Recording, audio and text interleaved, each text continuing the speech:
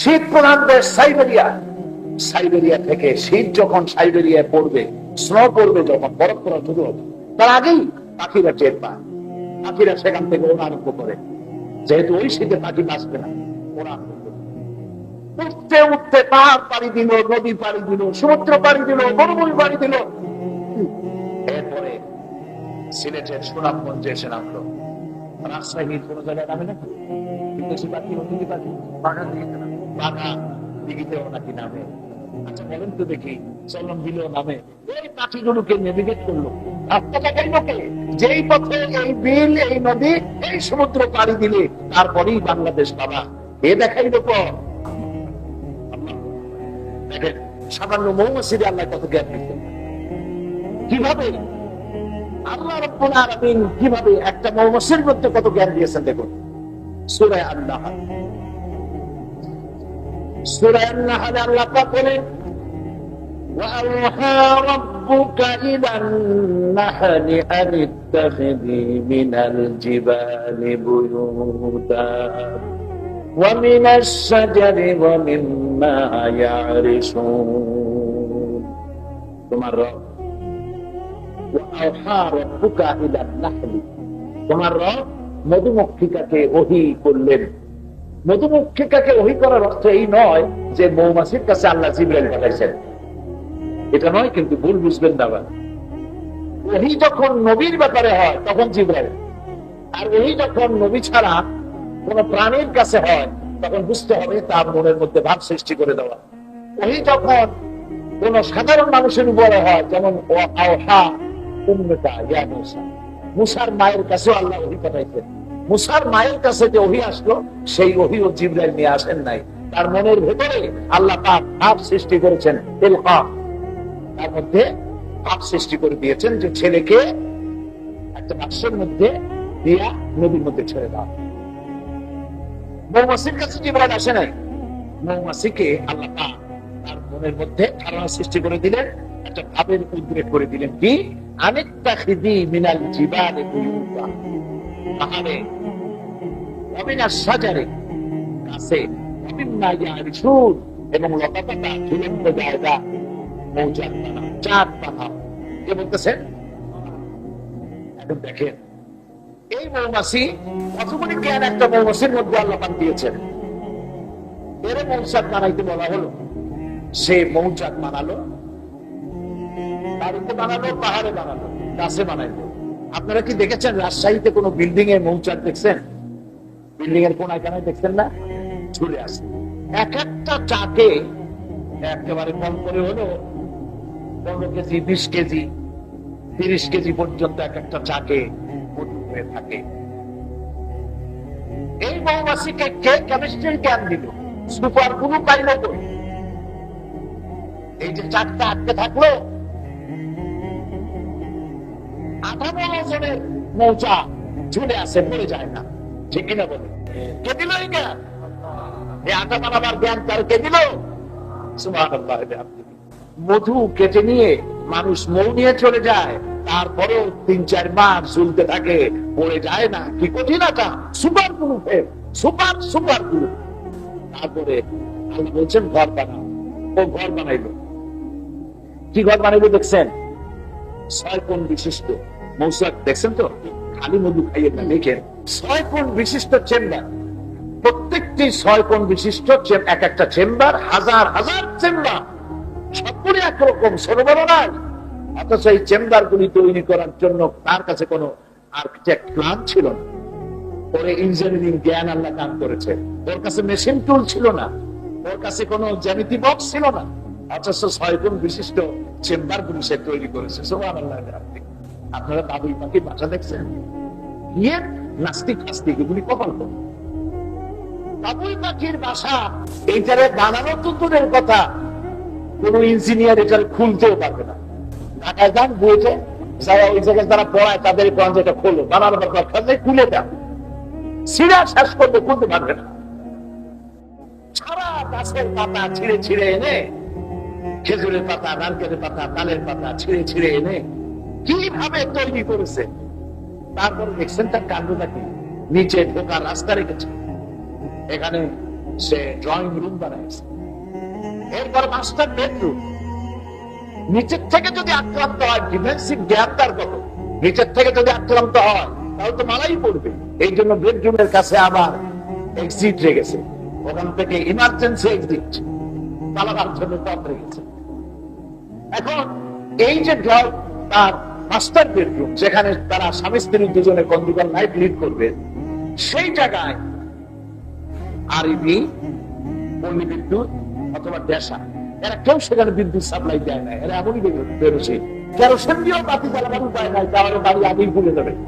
মাথায় এই জ্ঞান দিল, একটু কাদা এনে লাগাইয়া, আমি নিজের চোখে দেখছি, কিছু কাদা এনে ভেতরে লাগাইয়া বেডরুমে, ওইখানে কিছু সংখ্যক জোনাকি পোকা, 5-10টা জোনাকি পোকা ধরে এনে কাদার মধ্যে কল্লা ঢুকাইয়া পাশা দাঁড় করে রেখেছে।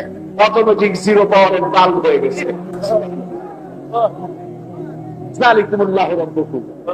এই হচ্ছে তোমাদের আল্লাহ। সুবহানাল্লাহ। এখন দেখুন মৌমাছিকে আল্লাহ কোথায় নিয়ে যাচ্ছে। মৌমাছি ঘর বানাইলো সুন্দর করে, তারপর আল্লাহ বলছেন সুম্মা কুলি মিন কুল্লি সামারাতি ফাসলুকি সুবুলা রাব্বিকা যুলুলা। এরপর মৌমাছিকে বললেন তুমি যাও, বাসা বানানো হয়েছে, এবার মধু আহরণ করো। মধু আহরণ করার জন্য মৌমাছি ছুটে গেল।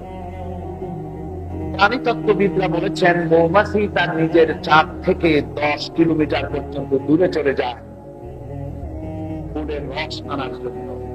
আল্লাহ বলছেন প্রত্যেক ফুল থেকে সুম্মা কুলি মিন কুল্লি সামারাত, প্রত্যেক ফুল থেকে মধু আহরণ করো।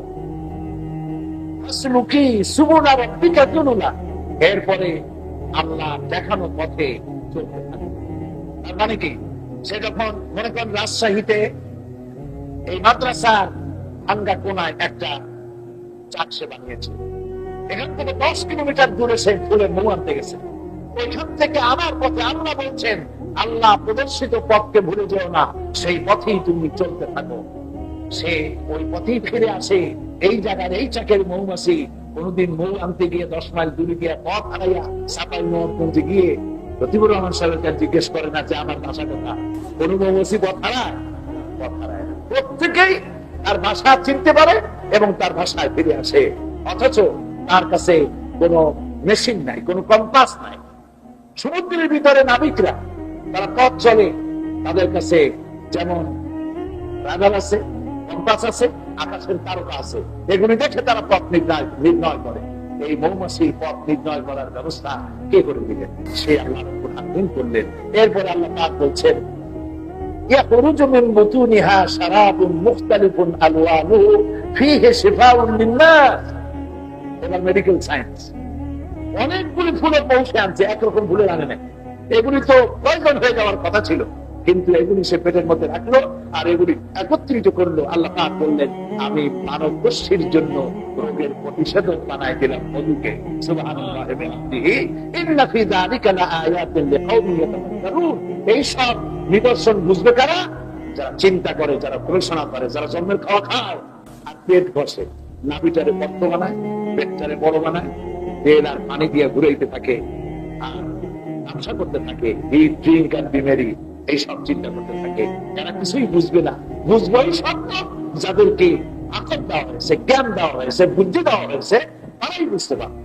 এই জন্য নবী করিম সাল্লাল্লাহু আলাইহি ওয়াসাল্লাম বলেছেন আল্লাহ রাব্বুল আলামিনের সৃষ্টির ওই পূর্ণতা সম্পর্কে কেউ যদি 1 ঘন্টা চিন্তা করে, কোন বান্দা যদি 1 ঘন্টা আল্লাহ রাব্বুল আলামিনের সৃষ্টির ওই পূর্ণতা সম্পর্কে 1 ঘন্টা যদি চিন্তা করে, গবেষণা করে, তাহলে আল্লাহ রাব্বুল আলামিন তার আমলনামায় 60 বছরের নফল ইবাদতের সওয়াব দিয়ে দিবেন। যত চিন্তা করবে ততই মাথা নুয়ে আসবে। কোরআনে বারবার বলা হয়েছে আয়াতুল লিউলিল আলবাব, আয়াতুল লিকাওমিন ইয়াতাফাক্কারুন। যাদেরকে আমি জ্ঞান দিয়েছি তারা এগুলি বুঝবে। বুদ্ধি থাকলে বুঝবে না। বুদ্ধি আর জ্ঞান দুইটা জিনিস। আল্লাহ পাক কোরআনে কোথাও বলেন নাই যে আমার কাছে বুদ্ধি চাও। কি চাইতে বলা হচ্ছে? জ্ঞান। আল্লাহ পাক বলেছেন আমি সমস্ত নবীদেরকে জ্ঞান দিয়েছি, বুদ্ধি দিইনি। বুদ্ধি চাইতে জ্ঞানের পাওয়ার বেশি। কোনটা পাওয়ার বেশি? জ্ঞান। বুদ্ধি দেই নাই। কথার অর্থ হলো শুধু বুদ্ধি নয়, জ্ঞান সমৃদ্ধ বুদ্ধি, জ্ঞান সম্পূর্ণ আলাদা। এই জন্য আল্লাহ পাক করেছেন ওয়া আল্লামা আদামাল আসমাআ কুল্লাহা, আদমকে জ্ঞান দান করেছি, সব রকমের নাম তাকে আমি দান করেছি, জ্ঞান দিয়েছি। ওয়ালাকাদ আতাইনা দাউদা ওয়া সুলাইমানা ইলমা, আমি দাউদ এবং সুলাইমানকে জ্ঞান দান করেছি। ওয়ালাকাদ আতাইনা লুকমানাল হিকমা, আমি লোকমানকে জ্ঞান দান করেছি। আর মানুষকে বলা হয়েছে আমার কাছে জ্ঞান চাও। কিরকম বলেন সবাই? রব্বি জিদনি ইলমা, রব্বি জিদনি ইলমা, আয় আল্লাহ তুমি আমার জ্ঞান বৃদ্ধি করে দাও। শুধু বুদ্ধি যাতে থাকে, এই বুদ্ধির কারণে মহাবুদ্ধিজীবী হয়ে যায়, বুদ্ধির ঠেলায় আল্লাহরই অস্বীকার করে দেয়। এই জন্য জ্ঞানের কাছে আসতে হবে। মূল জ্ঞান আল্লাহর কাছে। মূল জ্ঞান কার কাছে? আল্লাহ পাকের কাছে। তিনি হচ্ছেন কি? রব্বুল আলামিন। সবাই আলহামদুলিল্লাহি রাব্বিল আলামিন। সমস্ত প্রশংসা সেই আল্লাহ পাকের, যিনি হচ্ছেন রব। সে আল্লাহ পাকের, যিনি তামাম জাহানের পালনেওয়ালা, সৃষ্টিকর্তা। সে আল্লাহ পাকের প্রশংসা করছি। এই যে মাথাটা, এর মধ্যে রয়েছে অসংখ্য সেল, অসংখ্য কোষ। এই কোষগুলি বিভিন্ন কাজ করে। ব্রেনটাকে হাড্ডির মধ্যে রাখা হয়েছে। দেখেন আল্লাহ আল্লাহর জ্ঞান সব হচ্ছে। এটা যদি গোস্ত দিয়ে আল্লাহ বানাইতেন, মাথাটারে গোস্ত দিয়ে বানাতেন, এর মধ্যে হাড্ডি মাটি না থাকে, তাহলে হকি স্টিক লাগতো না, কিল দিয়েই মানুষের মারি ফেলে। কঠিন হাড্ডি দিয়ে যেমন তেমন বাড়িতে ভাববে না, কঠিন হাড্ডি দিয়ে তার ভেতরে ব্রেনটাকে রাখা হয়েছে। সামান্য পানি আছে ওখানে, মাখন যেমন ভাসে, ব্রেনটা এভাবে ভাসতে থাকে সামান্য পানির মধ্যে।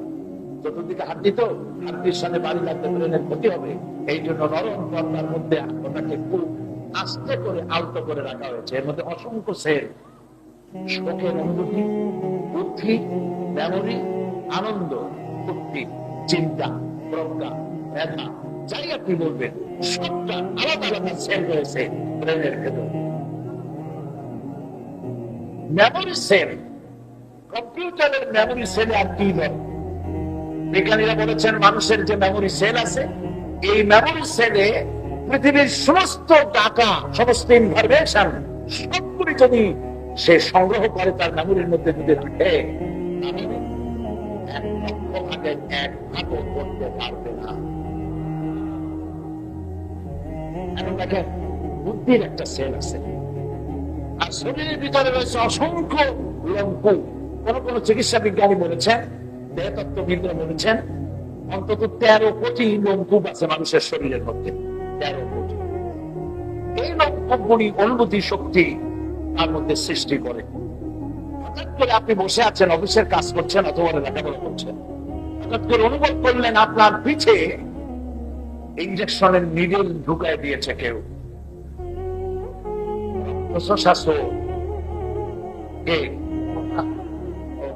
বুঝে ফেলেছেন আপনারা। অনুভব করলেন যেহেতু রক্ত ছড়িয়ে দিচ্ছে সর্বত্র, আর লোমকূপগুলি আছে। এই লোমকূপগুলি অনুভূতি শক্তি আছে। অনুভূতি শক্তি যখনই নিডলটা সে ঢুকাইছে, সুইয়ের চাইতেছে কোন, সুতার চাইতে চিকন এই নিডলটা ঢুকিয়েছে, আপনি অনুভব করেছেন রক্ত চুরি হচ্ছে। এই অনুভব, ওখান থেকে অনুভূতি শক্তি ব্রেনকে খবর দিয়েছে যে রক্ত কিন্তু চুরি হচ্ছে পিঠের থেকে। ব্রেন সঙ্গে সঙ্গে হাতের উপরে ফ্যাক্স পাঠায় দিয়েছে, হাত ঠাস ঠাস করে অ্যাকশনে চলে গেছে। এতে কিন্তু সময় লাগে নাই 1 সেকেন্ড। সুবহানাল্লাহ বলে, যালিকুমুল্লাহু রাব্বুকুম, এই হচ্ছে তোমাদের আল্লাহ, যিনি তামাম জাহানের পালনেওয়ালা। সুন্দর করে না থেকে শুরু করে মাথা পর্যন্ত সুন্দর করে সাজায় বানায় দিলে, আর বলছেন এগুলির জন্য কোনো পয়সা দিতে হবে না। মাঝে মধ্যে বললো আলহামদুলিল্লাহি রাব্বিল আলামিন। একটি মাত্র চিন্তা করেছেন, একটি মেশিন, টেস্ট মেশিন, একটা মেশিন দিয়ে কত রকমের স্বাদ পাচ্ছেন। লাল শাকের স্বাদ একরকম, লাল শাকের আর এক রকম, হলুদ শাকের আর এক রকম, কদুর এক রকমের, কপির আর এক রকমের, মূলার এক রকমের, পটলের আর এক রকমের। কই মাছের এক রকমের, বোয়াল মাছের আর এক রকমের, খাসি এক রকমের, মুরগি আর এক রকমের, হাজারো সাপ একটা জিহ্বা দিয়ে অনুভব করছেন, অত সেই জিহ্বা আল্লাহু আকবার বলেন না।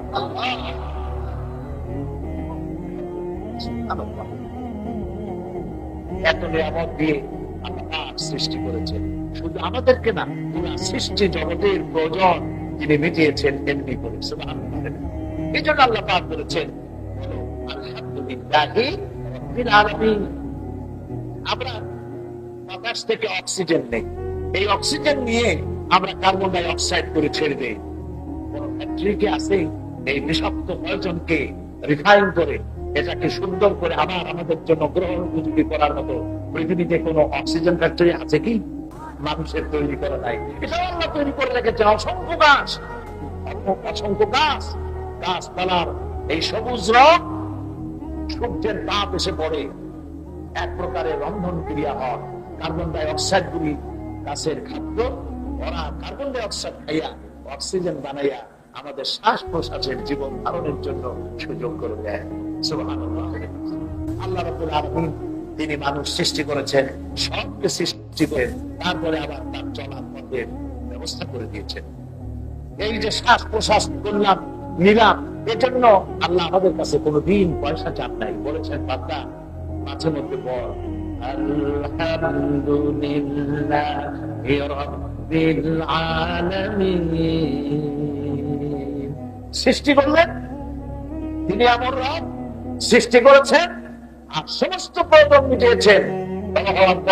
দুনিয়া আসার পর খাদ্যের প্রয়োজন ছিল, কেউ খাদ্য বানায় রাখে নাই, আল্লাহ মায়ের বুকের মধ্যে খাদ্য তৈরি করে রেখেছেন। সুবহানাল্লাহ। মায়ের বুকের দুধ, এই দুধটি শুধু খাদ্য নয়, এটা পানীয়। অন্তত 6 মাসের মধ্যে বাচ্চাকে পানি খাওয়াবার কোনো প্রয়োজন নেই। দুধের মধ্যে পানি আছে, ওষুধ আছে, ভিটামিন আছে, ক্যালসিয়াম আছে, রোগের প্রতিষেধক রেমেডি রয়েছে। সুবহানাল্লাহ। কত সেজদা দেওয়া লাগে আল্লাহ রাব্বুল আলামিন। আর পাগলেরা কয় সব নাকি এমনি এমনি হইছে, দেয়ার ইজ নো। কত বড় সাগর দেখছেন অবস্থা। এই মানব গোষ্ঠী সৃষ্টি করে, প্রাণী জগৎ তৈরি করে তাদের চলার পথ দেখিয়ে দিয়েছেন, সকলের প্রয়োজন মিটিয়েছেন। আমার দেশের কুকুর, শ্রীগল, বিড়াল ওরা এক ধরনের, আবার শীত প্রধান দেশের কুকুর, বিড়াল, ছাগল ওরা আবার আর কিরকম। ইউরোপ আমেরিকায় কুত্তাকে ইংলিশ দিয়ে ঢোকে, ইংলিশ দিয়ে ডাকে না, আলাদা কিরকম? আলাদা হচ্ছে আমাদের দেশ না, দেশে তো গরমও কম, শীতও কম।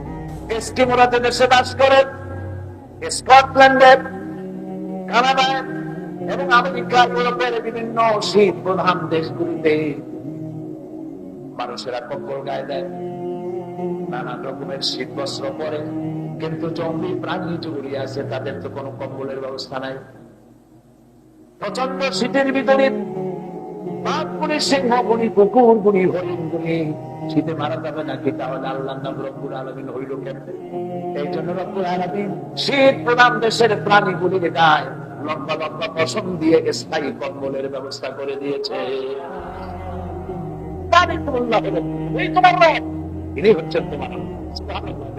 কোরআন শরীফের কথাগুলি আল্লাহ বলেছেন, আমি যা বলতেছি সব কোরআন শরীফের রেফারেন্স হয়েছে। আল্লাহ পাক বলেছেন এই হচ্ছে তোমাদের রব। সূরা ফাতিহা বাধ্যতামূলক করা হয়েছে এই জন্য, সূরা ফাতিহা বুঝলে কোরআন বোঝা যায়, কোরআনকে সামারাইজ করলে সূরা ফাতিহা হয়ে যায়। যখন মানুষ সূরা ফাতিহা পড়ে আলহামদুলিল্লাহি রাব্বিল আলামিন পড়ে, তখন আল্লাহ খুশি হয়ে যায়। সুবহানাল্লাহ বলে আল্লাহ খুশি হয়ে যায়। নামাজের আল্লাহ পাক বলেছেন নামাজের অর্ধেক আমার আর অর্ধেক বান্দা। সূরা ফাতিহা দিয়ে ভাগ করা হয়েছে, অর্ধেক বান্দা আর অর্ধেক হচ্ছে আমার, আমি আল্লাহ। সুবহানাল্লাহ। বান্দা যখন আলহামদুলিল্লাহি রাব্বিল আলামিন বলে, আল্লাহ পাক বলেছেন হামিদানি আব্দি, আমার বান্দা আমার প্রশংসা করেছে। আল্লাহু আকবার। আল্লাহ খুশি হয়ে যান, আমার বান্দা আমার প্রশংসা করেছে। এরপরে আমরা বলি আর রহমানির রহিম, আর রহমানির রহিম। আমরা যে পড়তেছি এতে কি সব হচ্ছে না? প্রত্যেক অক্ষরে 10টি করে দেখি আল্লাহ আমাদের আমলনামায় লিখে দিচ্ছেন। সুবহানাল্লাহ। শুধু যখন আমরা পড়ি বিসমিল্লাহির রহমান রাহমানির রাহিম। নবীজি বলেছেন প্রত্যেক অক্ষরে 10টি করে নেকি। বিসমিল্লাহির রাহমানির রাহিমের মধ্যে 19টি অক্ষর রয়েছে। যখন বান্দা পড়ে বিসমিল্লাহির রাহমানির রাহিম, সঙ্গে সঙ্গে বান্দার আমলনামায় 190টি নেকি আমলনামায় লেখা হয়ে যায়। সূরা ফাতিহা আমিও পড়ছি, আপনারা পড়ছেন, শুনতে পাচ্ছেন, এবং এটা আমাদের সওয়াব হচ্ছে। সুবহানাল্লাহ। তিনি আকাশ এবং জমিনের স্রষ্টা, সবকিছুর মালিক তিনি। আল্লাহ কত বড় এবং কত বিশাল তার সৃষ্টি, তা বোঝার জন্য আগে সৃষ্টি বুঝতে হবে, তারপরে আল্লাহ বোঝা যাবে। কথা বুঝতে পেরেছেন? বিজ্ঞানীরা ভেবেছিলেন পৃথিবীর চাইতে সূর্য বড়, পৃথিবীর চাইতে সূর্য বড়। কতগুণ বড়? 13 লক্ষ। কিন্তু পরবর্তী সময় তারা দেখলেন হাবলের যে দূরবীন আছে, এটা সব থেকে বড় দূরবীন। এই দূরবীন দিয়ে বিজ্ঞানীরা দেখতে পেল যে সূর্যের চাইতে বড় বড় আছে তারকা। ওই যে গ্যালাক্সি আছে, গ্যালাক্সির ভিতরে রয়েছে হাজার হাজার তারকা। কত তারকা? বিজ্ঞানীরা বলেছেন আটলান্টিক মহাসাগরের তীরে যত বালুকণা আছে, সেসব বালুকণা একটা একটা করে গোনা যদি কোনোদিন সম্ভব হয়, আকাশের তারকা পুঞ্জে গুণে শেষ করা যাবে না। তাহলে মহাকাশটা কত বড়? এই বিশাল মহাকাশ, মহাশূন্য, তার ভিতরে রয়েছে এমন এমন তারকা, যে তারকা পৃথিবীর চাইতে যে সূর্য 13 লক্ষ গুণ বড়, এরকম 2 থেকে 2.5 কোটি সূর্য খাইয়া হজম করতে পারে, এরকম রয়েছে অসংখ্য তারকা আকাশের ভেতর। আমাদের দূরবীন আকাশ অনুসন্ধান করতে লাগবে। অনুসন্ধান করতে করতে ধরা পড়ল, ধারণা করছিল সূর্য বড়, তার থেকে তারকা বড়, আর বুঝি বড় কিছু নাই। এরপরে ধরা পড়লো তারকার চাইতে বড় হচ্ছে ব্ল্যাক হোল, আরো বড়। এই ব্ল্যাক হোল এত বড় যে সূর্য 2.5-3 কোটি সূর্য খাইয়া হজম করতে পারে যে তারকা, সেই তারকা ঘুরতে ঘুরতে কখনো যদি ব্ল্যাক হোলের রেঞ্জের মধ্যে এসে যায়, তাহলে বাচ্চারা বা আপনারা চকলেট চুষে যেমন শেষ করেন, ঠিক সেইভাবে করে মুহূর্তের ভিতরে ওই সব তারকা চুষে নিমেষেই হজম করে ফেলে। এই কথা আবিষ্কার হলো সেদিন ব্ল্যাক হোলের কথা। কিন্তু কোরআন এই ব্ল্যাক হোলের কথা বলেছে 1400 বছর আগে। সূরা ওয়াকিয়া আল্লাহ রাব্বুল আলামিন ব্ল্যাক হোলের আইডিয়া দিয়ে দিয়েছেন 1400 বছর আগে। সূরা ওয়াকিয়ার মধ্যে আল্লাহ পাক বলেছেন ফালা তুকসিমু বিমাওয়াকিন নুজুম, শপথ সেই তারকা সমূহের, শপথ সেই নিপতিত পতিত স্থানের, শপথ সেই পতিত স্থানের যেখানে তারকা সমূহ নিপতিত হয়। তো তারকা কোথায় নিপতিত হয়? বিজ্ঞান আবিষ্কার করে খুঁজে পেয়ে গেল যে ব্ল্যাক হোলের মধ্যে নিপতিত। সুবহানাল্লাহ বলবেন না?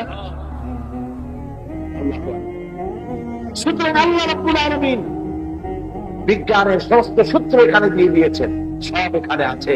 আল্লাহ পাক সেই স্রষ্টা সবকিছুকে সুনিয়ন্ত্রিত পদ্ধতিতে পরিচালনা করছেন। এই জন্য বিজ্ঞান পাইয়া খুব লাফালাফি করার দরকার নাই যে বিজ্ঞান সব, কোরআন হলো পুরাণ, কোরআন পুরাতন হয়ে গেছে, বিজ্ঞানী সব। আসলে কিছুই না, বিজ্ঞান মানে বিশেষ জ্ঞান। বিজ্ঞানীরা যত আবিষ্কার করবে, যত তাদের চিন্তার দিগন্ত খুলবে, ততই কোরআনের কাছে মাথা নিচু করে ভিক্ষুকের মতো হাত সম্প্রসারিত করে দাঁড়িয়ে থাকবে। বিজ্ঞানের আসল উৎস হলো এই কোরআন। সুতরাং বিজ্ঞানে আর কোরআনে যদি কন্ট্রাডিকশন হয়, তাহলে আপনারা কোনটার উপরে ঈমান আনবেন, বিজ্ঞানের না কোরআন? কারণ বিজ্ঞান হলো অন্ধ, তার দৃষ্টির একটি সীমা রেখা আছে, এর বাইরে সে যেতে পারে না। তার চিন্তার এক সীমা রাখা আছে, এই বর্ডার সে ক্রস করতে পারে না। আর এই কোরআন এসেছে মহাবিজ্ঞানীর কাছে, যার দৃষ্টি শক্তির সামনে কোন ব্যারিকেড নাই। আপনার আমার চিন্তার ব্যারিকেড আছে, দৃষ্টির ব্যারিকেড আছে, শ্রবণের ব্যারিকেড আছে, আল্লাহ কি তা আছে? এই জন্য যেখানে আটকে যাবে সেখানে কোরআনের দ্বারস্থ হবে। ওই যে প্রথমে লোকেরা মনে করতো যে পৃথিবী ঘোরে, কেউ বলছে সূর্য ঘোরে, কেউ কয় চন্দ্র ঘোরে, কেউ কয় না আমরাও ঘুরি। এখন আসলে ঘোরে কে? কে করে এই সিদ্ধান্ত কার কাছ থেকে দিবেন? এই ঘোরাঘুরির ব্যাপারটা আল্লাহ বলে দিয়েছেন।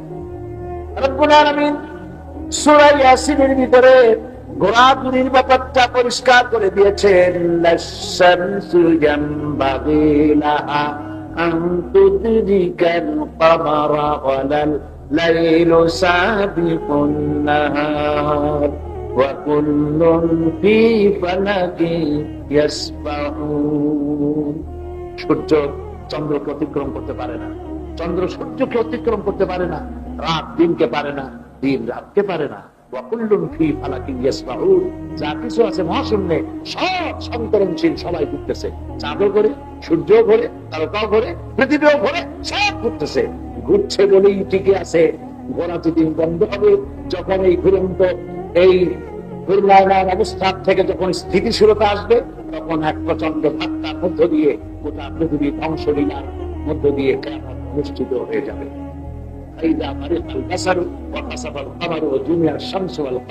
চন্দ্র এবং সূর্য তার আলো হারিয়ে ফেলবে। এখন বিজ্ঞানীরা বলছে সূর্য আগের থেকে তার তাপ কিছুটা উত্তাপ কিছুটা কমছে, এভাবে বিজ্ঞানীরা মন্তব্য করেছে। কিন্তু কোরআন বলে রেখেছে অনেক আগে চাঁদ আর সূর্য তার আলো হারিয়ে ফেলবে। চাঁদ আর সূর্য দুটোকে এভাবে লাগিয়ে দিয়ে টুকরা টুকরা করে দিয়ে উড়ে দেওয়া হবে। সমস্ত পাহাড় উড়ে যাবে, আকাশ মন্ডল কেতাবের পৃষ্ঠার মতো একটার পর একটা ঠাসঠাস করে পড়বে, ভেঙে চুরে চুরমার হয়ে যাবে। কোরআনের কথার মধ্যে যদি নেই, বিজ্ঞানীদের কথার মধ্যে যদি আছে। এই যে ব্যারোমিটার যন্ত্রের মাধ্যমে আবহাওয়াবিদরা বলেন আগামীকাল নোয়াখালী, কুমিল্লা, ফেনী, চৌমোহনী, নওগাঁ, তারপরে কি বলে জয়পুরহাট, কুড়িগ্রাম ইত্যাদির উপর থেকে বজ্র সহ বৃষ্টি হতে পারে। 280 মাইল স্পিডে ঝড়ো হাওয়া প্রবাহিত হতে পারে। তবে এমন কথা বলতে কেউ পারে নাই, পারবে, ঠিক কিনা?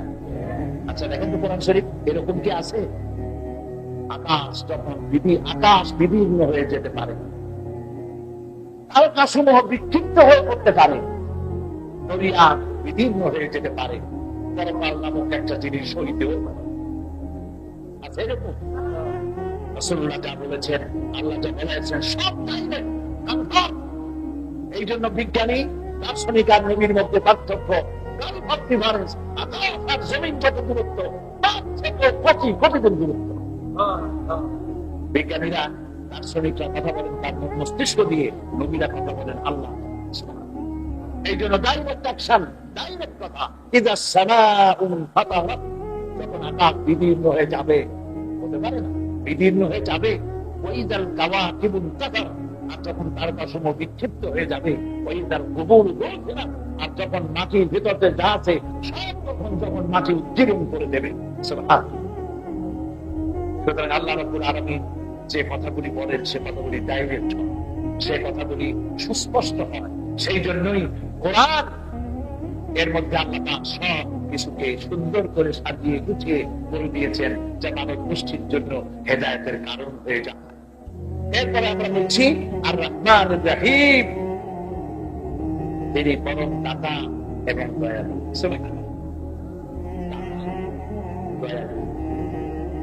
পৃথিবীর জন্য তিনি রহমান আর দুনিয়া, দুনিয়ার জন্য তিনি রহমান, ওয়া রহিম আল আখিরাহ, আর কিয়ামতের দিনে তিনি হবেন রহিম। কিয়ামতে যদি আল্লাহ রহিম না হয় তাহলে বাঁচার কোনো পথ নাই। দুনিয়ায় কি হবেন তিনি?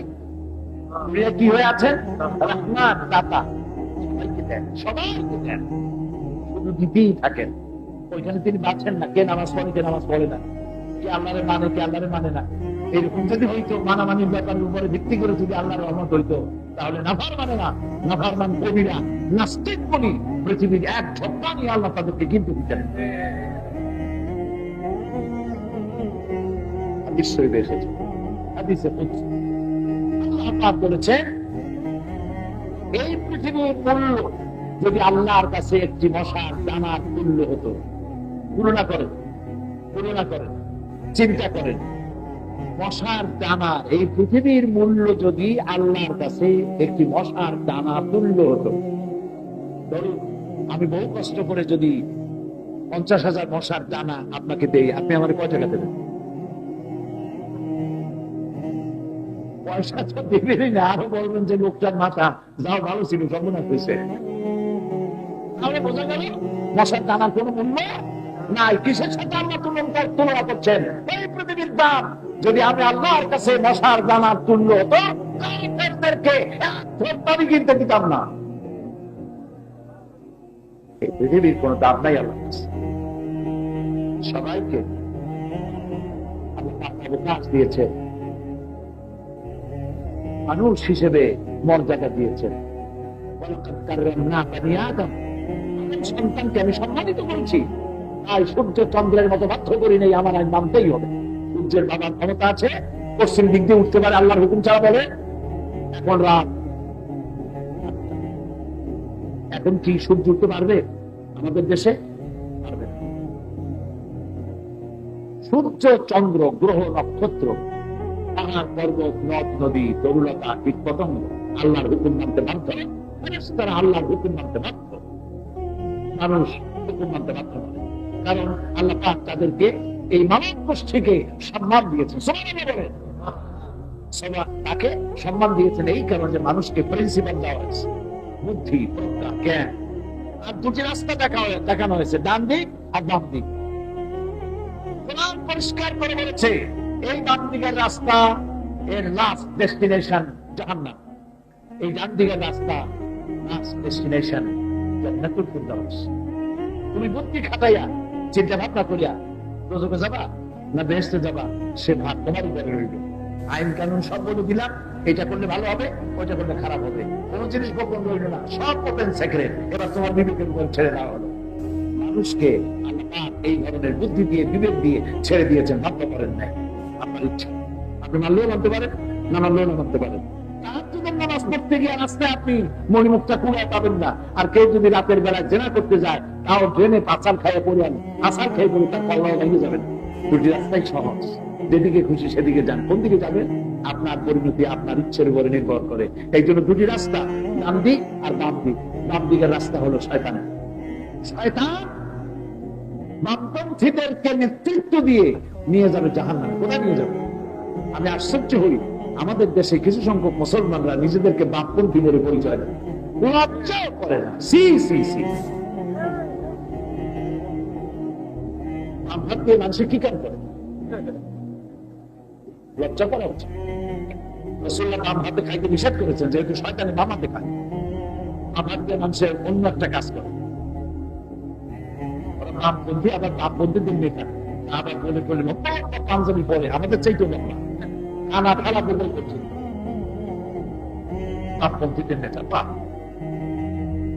হিমালয় পাহাড় জয় করে বেড়াচ্ছে বামপন্থীদের নেতা শয়তান, আর বামপন্থীদেরকে নিয়ে শয়তান যান জাহান্নামে। বামপন্থীদের নেতা আল্লাহ নবীরা বামপন্থীদেরকে নেতৃত্ব দিয়ে জান্নাতের দিকে নিয়ে যাবে আল্লাহ। এই জন্য রাস্তা আল্লাহ দেখিয়ে দিয়েছেন। আল্লাহকে দোষ দেওয়া যাবে না, আল্লাহ কিছু জানতাম না, অন্ধকারে ছিলাম, এরকম বলা যাবে না, যাবে না। স্পষ্ট করে দেওয়া হয়েছে। এবং বিবেক আপনাকে কিন্তু বলে দেয়, এই যে বিবেকটার কারণে আপনি আমি দায়ী। কিসের জন্য দায়ী বলেন তো? বিবেকের জন্য। আর বিবেক কিন্তু আপনাকে বলে, যখন যে ধরনের পাপ করতে যাবেন, বিবেক বলবে এটা করা উচিত নয়। যার বিবেক মরে গেছে, কুলখানি 40 হয়ে গেছে, এটার কথা আলাদা। সামান্যতম ঈমানের লেশ যদি থাকে, খারাপ কাজ করতে গেলে মনটা বাধা দিবেই, এটা করা উচিত না। নবী করিম সাল্লাল্লাহু আলাইহি ওয়াসাল্লামের কাছে সাহাবায়ে কেরাম প্রশ্ন করেছেন, হে রাসূল, পাপ কোনটা পুণ্য কোনটা বুঝবো কেমনে? হুজুর বলেছেন, যে কাজ করতে গেলে মনে আনন্দ লাগে, কেউ দেখলেও কোনো ক্ষতি নাই, শুনলেও ক্ষতি নাই, মনে অনাবিল তৃপ্তির সৃষ্টি হয়, ওটার নাম পুণ্য, ওটার নাম সওয়াব। আর যে কাজ করতে গেলে মন খুঁতখুত করে, হায় হায় কেউ দেখলো নাকি, কেউ শুনলে নাকি, সর্বনাশ, এটার নাম পাপ। এটার নাম তাকে বুঝায়। এখন প্রশ্ন হচ্ছে, কেউ বুঝ মানে, আবার কেউ বুঝ মানে না। দেহের চাহিদা মেটাতে গিয়ে মানুষ অন্যায় কাজের মধ্যে লিপ্ত হয়ে যায়। এই জন্য আল্লাহ তার দুনিয়ার জন্য রহমান, আখিরাতের জন্য রহিম। এখানে মানুষকে সমানে আল্লাহ দিচ্ছেন। আর হামেশা দেনে কো তৈয়ার হ্যায় अरे हमेशा देने को वो तैयार है जो न मांगे उससे वो बेजार है সব সময় দেওয়ার জন্য প্রস্তুত আল্লাহ রাব্বুল আলামিন যে চায় না আল্লাহ তার প্রতি নারাজ হয়ে যায় কে আছে পৃথিবীতে যার কাছে আপনি বারবার চাইবেন তিনি বিরক্ত হবেন না আপনার নেতা হোক বাপ হোক মা হোক ছেলে হোক বউ হোক যার কাছে বারবার চাইবেন সে বিরক্ত হবে ঠিক কি ওই মহান সত্তা আল্লাহ রাব্বুল আলামিন হচ্ছেন সেই সত্তা সেই জাত পাক যার কাছে না চাইলে তিনি অসন্তুষ্ট হন